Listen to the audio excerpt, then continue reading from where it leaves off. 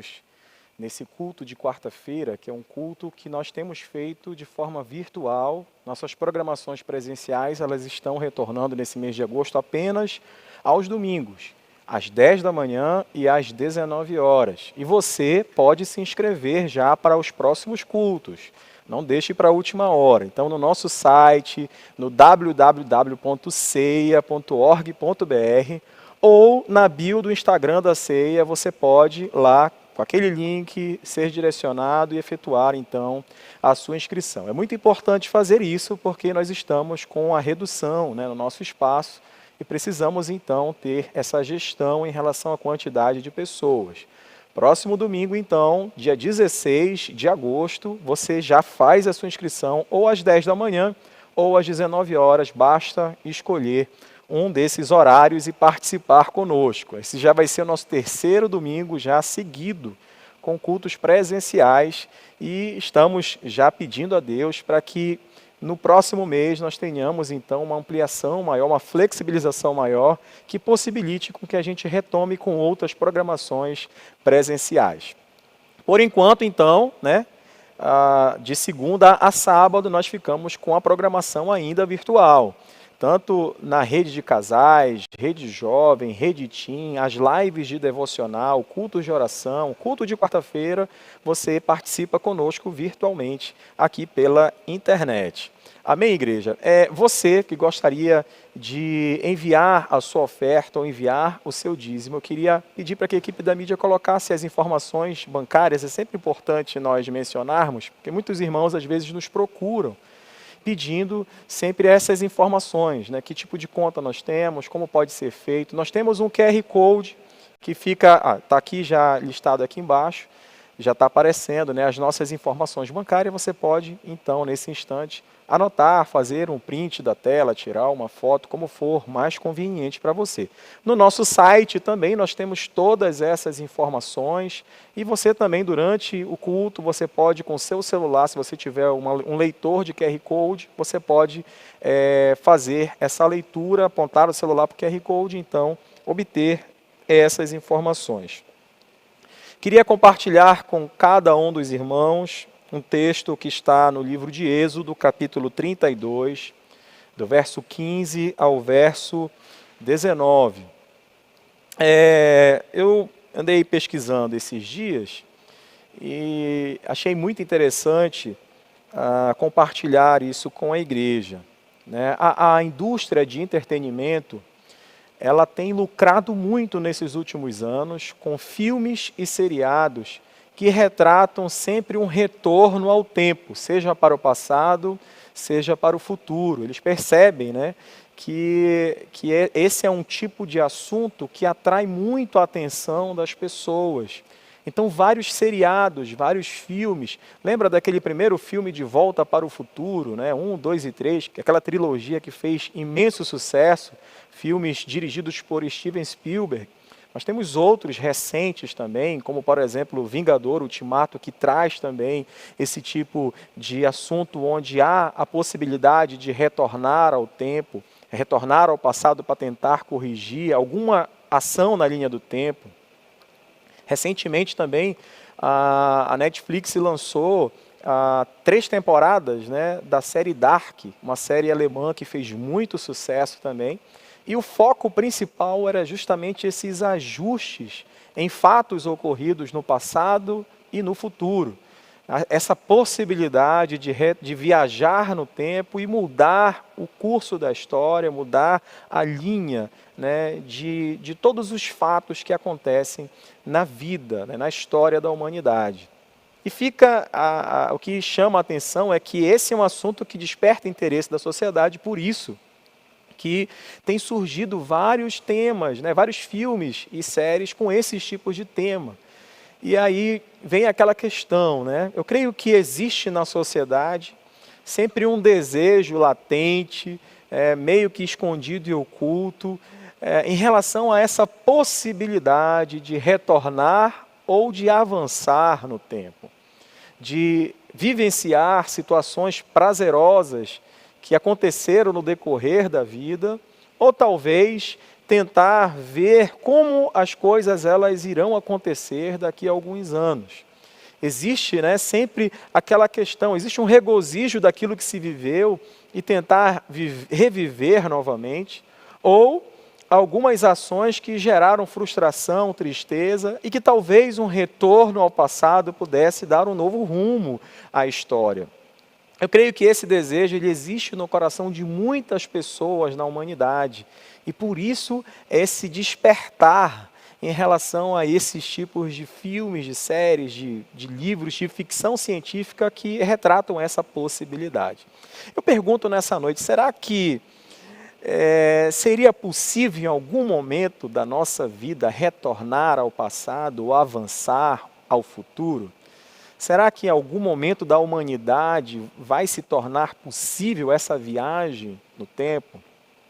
Com o objetivo de não só de reviver, mas de corrigir algumas histórias que aconteceram no passado para tentar ter um futuro, um presente, um futuro diferente, um futuro melhor. Você que está me ouvindo, me assistindo nessa noite, pergunto para você nessa noite, se você tivesse a condição de voltar, por exemplo, no passado, que tipo de mudança você faria na sua vida?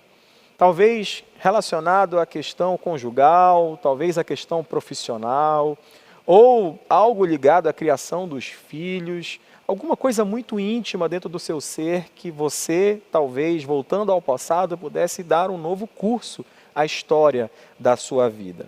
Bem, uma coisa é certa, né? É certo dizer que nós não temos como voltar ao passado. Isso é mera ficção, são ideias, hipóteses que os cientistas, os físicos, eles tentam, de todas as formas, encontrar possibilidades.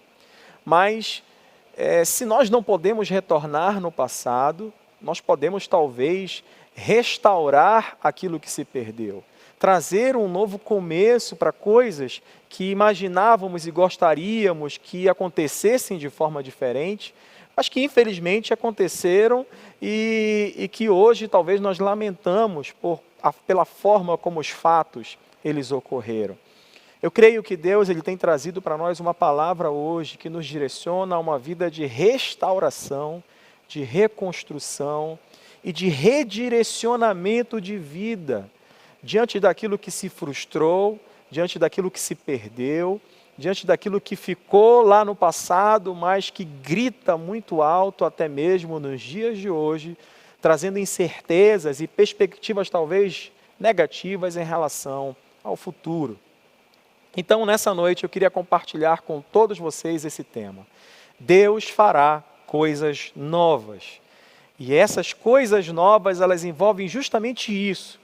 É um processo de restauração, é um processo de reconstrução, é um novo direcionamento de Deus para aquilo que aconteceu de uma maneira que não gostaríamos que tivesse acontecido, que não esperávamos acontecer da forma como aconteceu, mas não mais olhando para o passado, mas observando então ao futuro, olhar o hoje, apontar o amanhã, que possamos aprender com ontem, para que o nosso amanhã ele seja realmente abençoado.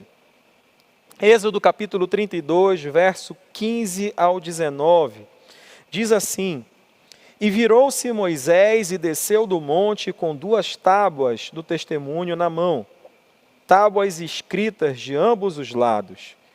De um e de outro lado estavam escritas. E naquelas tábuas eram obra de Deus. Também a escritura era a mesma escritura de Deus esculpida nas tábuas. E ouvindo Josué a voz do povo que jubilava, disse a Moisés: alarido de guerra há no arraial. Porém ele respondeu: não é alarido dos vitoriosos, nem alarido dos vencidos, mas o alarido dos que cantam eu ouço. E aconteceu que, chegando Moisés ao arraial, e vendo o bezerro e as danças, acendeu-lhe o furor. E preste bem atenção aí no versículo 19. E arremessou as tábuas das suas mãos, e quebrou-as ao pé do monte. É interessante que o início desse capítulo que nós acabamos de ler, ele fala a respeito de como Deus, ele chama Moisés para esse lugar onde Deus fala com ele, entrega não apenas os 10 mandamentos, mas traz visões da edificação do tabernáculo, ou seja, muita coisa acontece nesse tempo de 40 dias em que Moisés ele passa lá no cume do monte. Mas olha só, durante esses 40 dias em que Moisés ele fica lá no cume do monte, o povo então, lá embaixo, começa a pressionar Arão para que ele fizesse então um bezerro de ouro. O povo estava impaciente, porque Moisés já há semanas estava lá no monte e não havia trazido nenhum tipo de resposta, nenhum tipo de sinal. Então o povo, naquela impaciência, pressiona Arão para que ele formasse então um bezerro. E a Bíblia diz que eles olhavam para esse bezerro, eles cantavam, eles cultuavam e eles diziam para esse bezerro de ouro: este é o nosso Deus. Eles tentam meio que regredir a antiga vida que eles tinham, né, no Egito, e eles começam então a trazer para aquele momento aquelas práticas que antes existiam, e eles fizeram realmente daquele objeto o seu Deus. E quando Moisés então, ele percebe aquilo que está acontecendo, ele percebe os cânticos, né, os alaridos, Deus ele fala para Moisés. E Deus fala para Moisés assim, que o povo, né, que ele havia tirado do Egito, havia se desviado, lá no versículo 11. E então Moisés ele começa a ter esse diálogo com Deus, que é um diálogo meio de negociação. Moisés ele começa a suplicar para que Deus ele não destruísse o povo, que não julgasse por causa daquilo que estava acontecendo. Parece que Moisés ele tenta meio que dar um sermão para Deus, dizendo, né, tentando explicar os motivos que existiam para que Deus não agisse com ira em relação a esse povo. Mas, na verdade, depois que Deus diz que ele não iria destruir o povo, depois que Moisés, então, ele desce do monte e enxerga o que estava acontecendo, eu creio que nessa hora talvez ele tenha desistido de tanta insistência em poupar o povo do seu castigo. E Moisés, então, como a Bíblia relata, ele pega aquelas tábuas da aliança que continham, então, os 10 mandamentos, as tábuas que o próprio Deus preparou, escritas com o seu próprio dedo. Ele pega essas tábuas e, movido de muita ira e indignação, ele as arremessa no chão e as quebra. Normalmente, a gente sempre foca para a atitude do povo em relação a essa impaciência de não saber esperar o tempo certo das coisas. E as atitudes que esse povo teve no meio da sua impaciência, da sua pequena fé, que então se rebela pedindo para que construísse um bezerro de ouro e faz daquele bezerro de ouro o seu Deus. Mas nós nessa noite eu queria convidar você para olhar não para a atitude em si do povo, que poderia numa outra oportunidade servir também de base para ensino e edificação para cada um de nós, mas olhar para a vida de Moisés nessa noite. Normalmente a gente não para mensurar aquilo que Moisés fez e que é descrito então nesse texto que nós acabamos de ler. Nós não paramos para pensar no valor daquilo que ele decidiu destruir. Acima está um valor espiritual. Uma vez que aquelas tábuas eram chamadas de tábuas da aliança, porque eram os mandamentos principais da aliança, e ao quebrar aquelas tábuas, ele na verdade estava declarando que a aliança talvez ela não fosse tão importante, ou que não deveria perdurar. Se você pensar também que elas tinham os mandamentos de Deus, naquelas tábuas continham esses mandamentos, nós podemos então chegar à conclusão de que Moisés, então quebrando esses mandamentos de Deus, que aqui também simboliza como se fosse uma figura do pecado. Então, se nós pensarmos que a missão dele era ensinar aquelas palavras ao povo, aqueles mandamentos de Deus ao povo, ele estava meio que também abortando e desistindo da missão que ele tinha. Sob qualquer ângulo que nós olharmos em relação à atitude que Moisés teve, é de fato muito assustador. Moisés, ele age de uma forma completamente errada, equivocada, e dentro então desse simbolismo do erro, alguns acabam quebrando os mandamentos na ideia e sentido de pecado, ou talvez abortam a missão que Deus confiou, fazendo uma declaração expressa para Deus, dizendo que desistiu de fazer aquilo que foi pedido por ele. Então, olha só, eu queria nessa noite levá-lo a olhar para Moisés de uma forma como Deus olhou. Uma coisa é nós termos a visão e a percepção daquilo que a palavra de Deus nos traz. A outra coisa é o direcionamento do Espírito Santo de Deus para nos mostrar o que Deus viu, como ele viu e como ele reagiu. Porque logo depois, o que acontece depois nos versículos seguintes, é que Deus dá a Moisés a oportunidade de subir novamente para estar com ele. E Deus diz para ele que iriam ser preparadas outras tábuas no lugar das que ele quebrou. E por trás disso, querido, existe uma revelação muito forte, porque ele direciona o nosso olhar para um Deus de recomeços, um Deus de reconstrução, um Deus de novo alinhamento, de perspectiva de vida, um Deus que nos traz outras oportunidades de vida. Nós precisamos nessa noite entender algo muito importante, entender que o coração de Deus, para que eu ou para que você possamos começar de novo, é também para que sejamos um instrumento de Deus na vida de outras pessoas que precisam também começar de novo. Isso não diz respeito somente à minha vida, mas diz também respeito à vida de outras pessoas que precisam ter esse novo direcionamento. A palavra de Deus diz lá em 2 Coríntios, capítulo 5, verso 17, se alguém está em Cristo, é uma nova criatura. As coisas velhas, elas se passaram e eis que tudo se fez novo. A palavra de Deus, ela também diz lá no Salmo 37, versículos 23 e 24, os passos de um homem bom são confirmados pelo Senhor, e deleita-se no seu caminho, ainda que caia.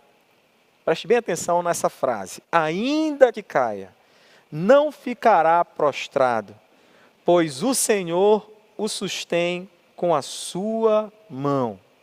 Mesmo caindo, Deus não larga a nossa mão, e Ele não nos deixa prostrados, porque aquela mão, ela está ali para nos reerguer. Por isso que a palavra de Deus diz que o cair pode ser do homem, mas o levantar, ele é de Deus. E a sua mão, ela nos ergue novamente, para que possamos ter um novo rumo, uma nova perspectiva de vida.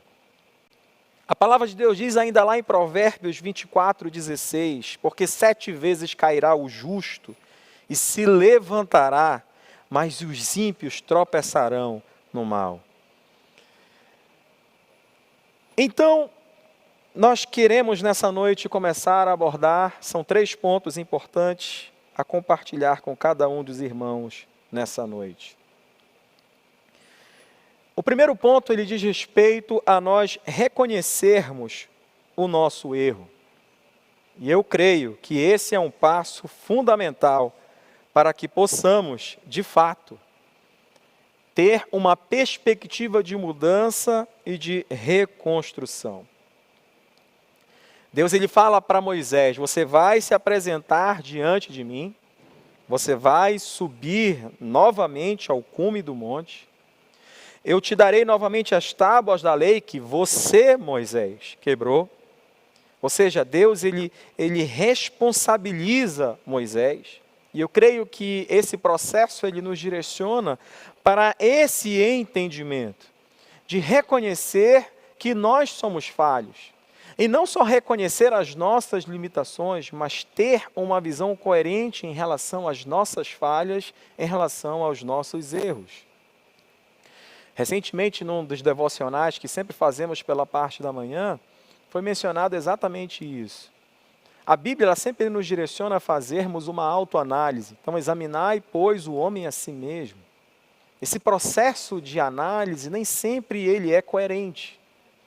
Porque, às vezes, nós potencializamos demais os nossos erros e as nossas faltas e vivemos uma culpa desproporcional ao erro que nós cometemos. Por um outro lado, temos dificuldade, às vezes, de reconhecer os nossos erros e dentro dessa autoanálise nós só enxergamos aquilo que os outros fizeram, ou seja, nós sempre transferimos a culpa para aqueles que estão próximos a nós ou a todo o sistema envolvido ao erro e à falha que aconteceu. Eu creio que, de uma maneira pontual, nós precisamos ter um direcionamento divino também, para que haja um equilíbrio no sentido de perceber as falhas que estão além do nosso alcance e que nem sempre temos gestão em relação a isso. Os outros também falham, os sistemas são falhos.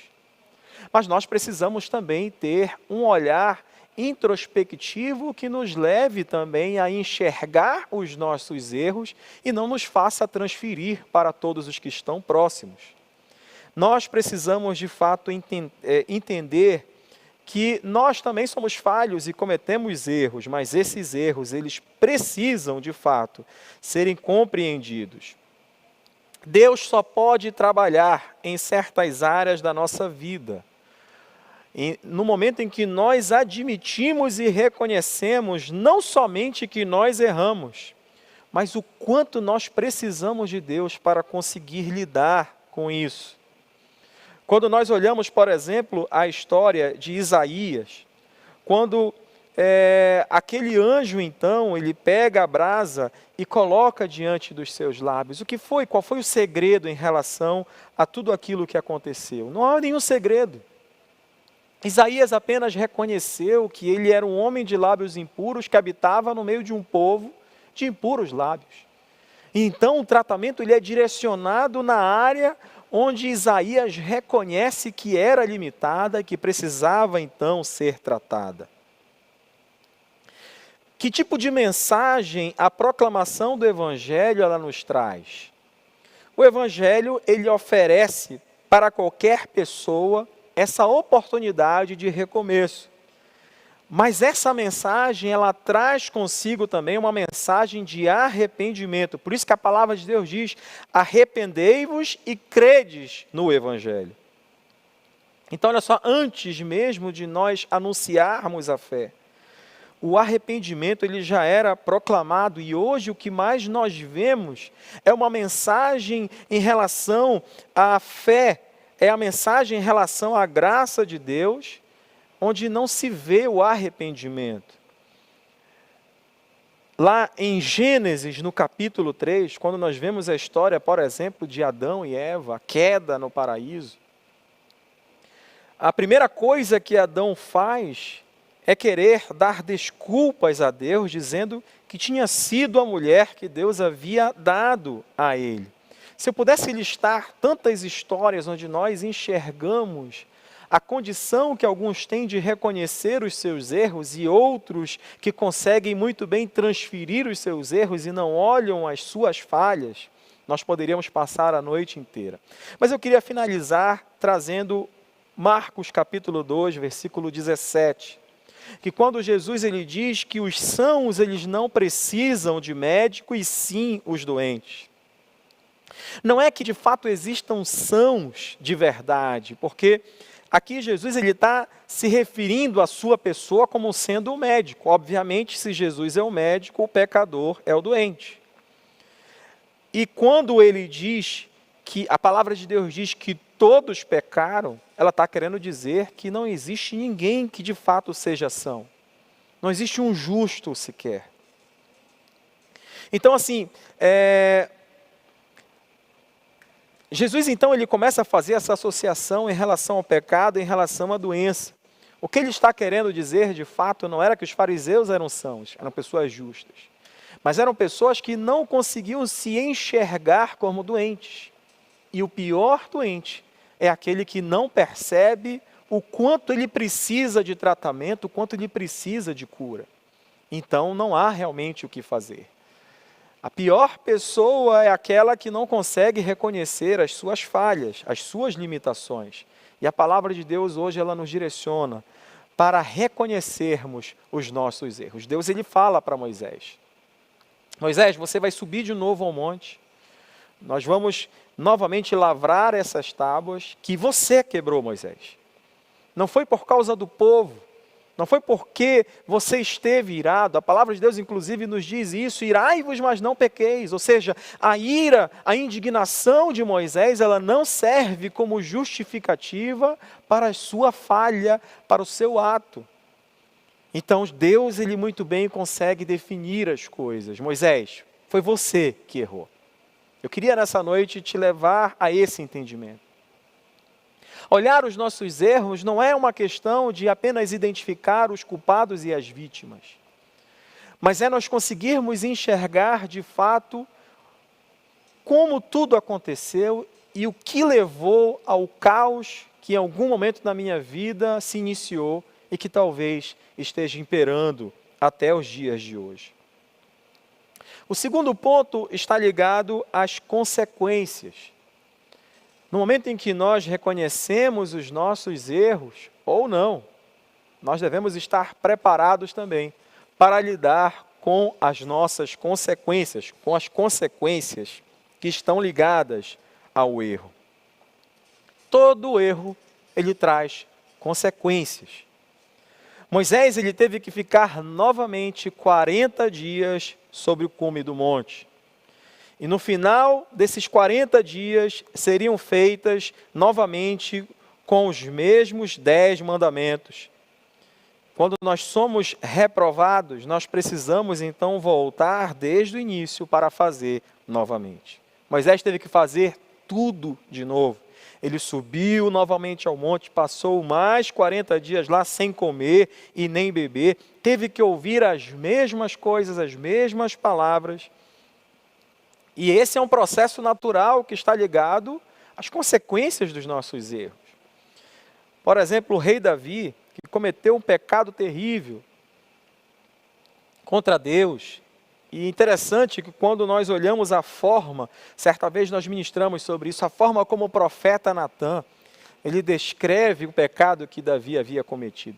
Natã, ele não diz que Davi havia cometido aquele pecado, ele descreve o pecado de Davi, colocando como se fosse na terceira pessoa. E Davi, quando escuta o relato de Natã em relação ao pecado, ao erro mencionado por ele, ele fica tão indignado que diz que aquele homem deveria morrer, ele merecia a morte. Davi sentenciou ele mesmo sem saber, porque ele não imaginava que aquela história contada pelo profeta Natã, na verdade, refletia aquilo que ele havia feito. E essa é uma dificuldade que nós temos. Às vezes nós somos muito mais rigorosos, né, e sentenciadores em relação àquilo que os outros fazem e não enxergamos da mesma forma em relação àquilo que nós fazemos, e isso ficou muito claro em relação à história de Davi. A própria palavra, né, de Deus, Jesus lhe disse que a gente consegue enxergar o cisco no olho do irmão, mas não vê a trave que está no nosso olho. Preste bem atenção, irmão.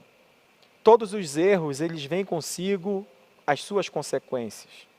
O perdão de Deus, ele nos perdoa, ele nos lava, nos redime daquilo que nós fizemos, mas ele não nos isenta das consequências dos nossos erros. Nós devemos entender isso e devemos absorver essa palavra. Então, o terceiro ponto, o terceiro e último ponto, ele fala sobre fazer a restituição. O terceiro ponto ele está ligado a essa restituição. As primeiras tábuas elas foram feitas pelo próprio Deus e foram escritas pelo dedo de Deus. Lá em Êxodo, no capítulo 34, do 1 a 4, nós enxergamos isso. Mas o interessante é que quando nós vamos até o versículo 28, Deus ele direciona Moisés a voltar ao cume do monte, a lavrar as tábuas ou passar 40 dias novamente sem comer e sem beber nada, só que dessa vez não foi Deus que escreveu os mandamentos nas tábuas, mas foi o próprio Moisés. E isso nos traz esse ensinamento de restituição, é começar de onde errou. E aqui voltar ao lugar de cumprir essa missão. É esse processo de restituição e também de recomeço. Moisés, ele volta a passar esse tempo novamente no monte. Ele passa por todo aquele processo novamente de maneira diferente.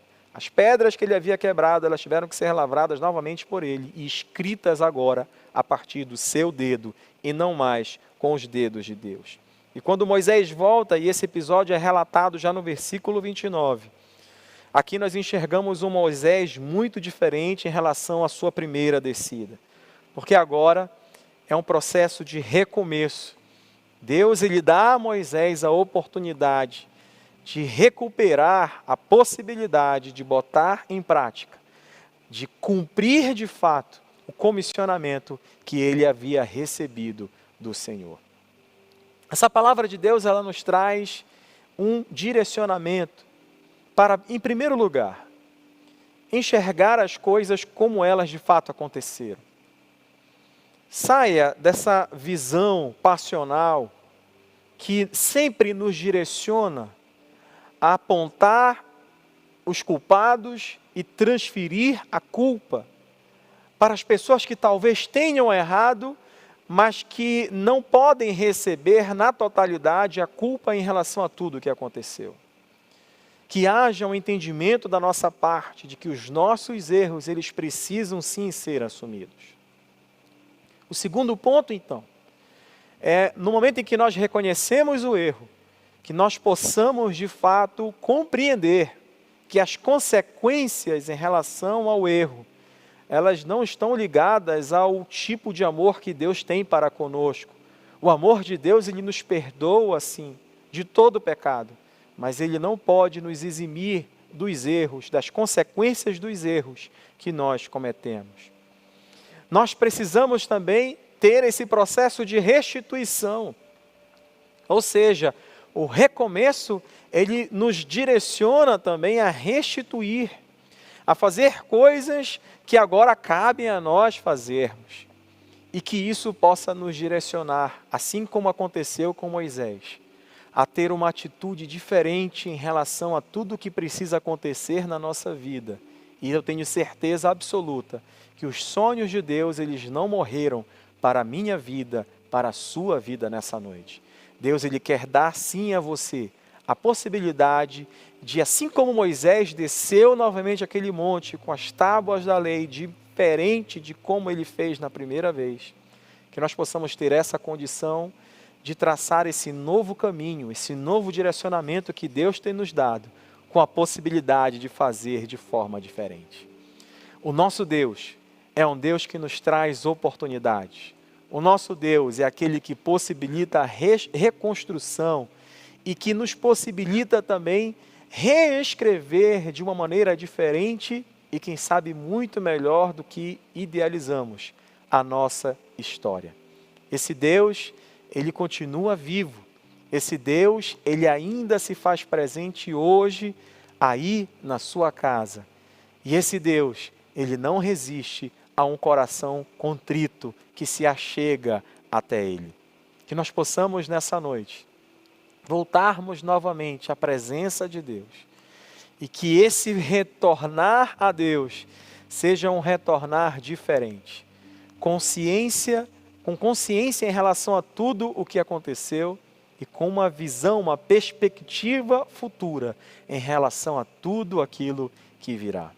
Eu queria nesse instante convidar você a orar comigo nessa noite por cada pedido de oração enviado, por cada um de vocês que enviaram através do chat, através do WhatsApp, mensagens de ajuda, que nos direcionam a pedidos específicos de oração, a você que talvez tenha enviado pedidos também de agradecimento, oferecendo esse culto como ações de graça já por bênçãos recebidas.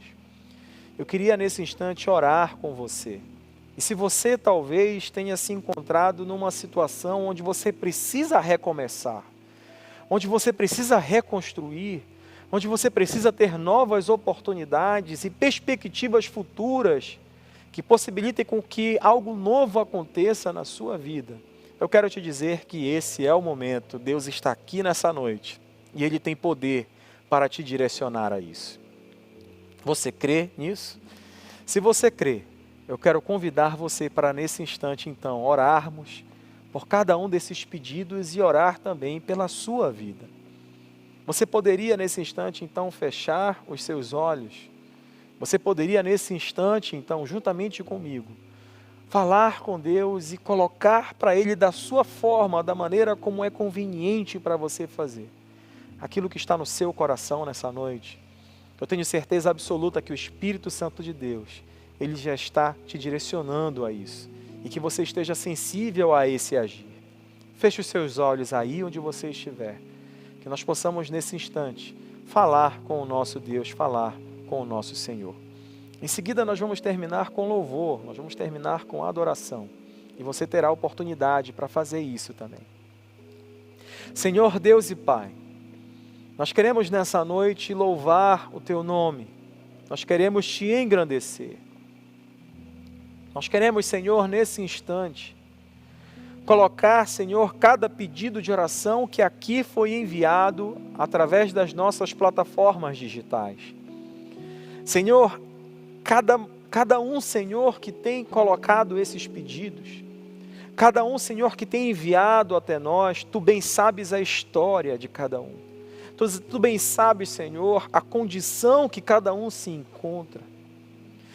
Aquele, Senhor, que tem recebido a Tua palavra nessa noite, e o Teu Espírito Santo, Ele tem testificado, Senhor, Ele tem trazido confirmação aos corações, que Tu possas nesse instante, Pai, através do Teu Espírito Santo fazer algo novo, fazer algo diferente, que Tu possas olhar para cada um desses pedidos nessa noite, e que com a Tua mão poderosa, Senhor, com o agir do Teu Espírito Santo, Tu possas nesse instante realizar, Senhor, os Teus grandes feitos, os Teus milagres, Pai.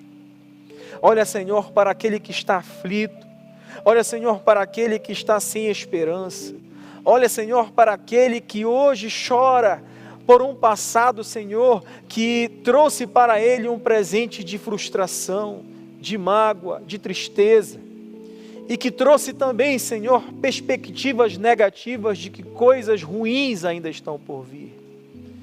Nós sabemos, Senhor, que não é possível voltarmos no tempo, mas nós sabemos que Tu és um Deus poderoso para nos direcionar a uma vida de reconstrução e de novos começos. Que Tu possas fazer brotar, Senhor, no coração de cada um dessa noite, um novo caminhar, uma nova história, Senhor, a ser escrita com as Tuas mãos, que tragam perspectivas, Senhor, de fé e confiança em relação a tudo o que Tu farás no tempo certo e da Tua forma. Nós Te louvamos, Senhor, nessa noite. Nós Te bendizemos no nome precioso de Jesus. Amém e amém. Que Deus, meu amigo, te abençoe. Que Deus te guarde e que você possa nesse instante, através desse louvor, adorar ao Senhor. E em seguida este louvor, nós já estaremos encerrando este culto. Que a graça do nosso Senhor Jesus Cristo, o amor de Deus, nosso Pai, a comunhão, a consolação do Espírito Santo de Deus, seja com você, seja na sua vida, seja aí na sua casa, onde você estiver, e que com fé e convicção, você coloque a mão no seu coração e diga, pela fé, amém. Vamos louvar ao Senhor juntos.